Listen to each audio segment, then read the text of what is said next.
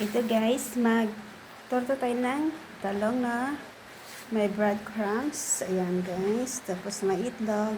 Itong talong guys, pinakuluan ko siya sa tubig na mayroong black pepper, salt, at saka bay leaves. Tapos ngayon, ang susunod natin gagawin ay lalagyan natin ito ng breadcrumbs na mayroong cornstarch, salt, tapos seasoning, mixed seasoning. Yan guys, yan. Lagyan natin yan guys. Na guys, natapos na natin coating ng breadcrumbs. Next natin nalalagay dito sa may itlog. Yan. Sa itlog naman guys. Tapos, idiretso na natin dito sa may breadcrumbs ulit. Yan natin ulit siya sa may breadcrumbs. Bali, toe coating guys. Toe coat.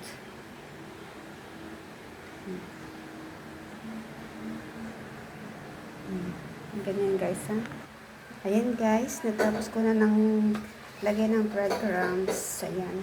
Ngayon, itutrito na naman natin. Ayan, lagay tayo ng kawali. Initin na natin.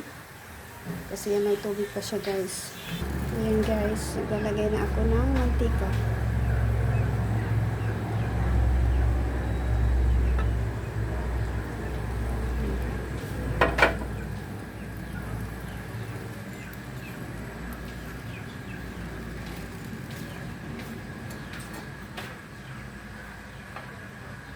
Medyo na lang. Hindi pa siya mainit. Hintayin natin munang mainit guys. Ilalagay na natin. Yan. Hinaan ko nga lang ako. Yan. Dalawa lang yung ilagay ko. Parang Yan guys, babalik ta rin na natin. Ay, huwag na muna kasi hindi pa siya Dagdagan ko nga ng isa.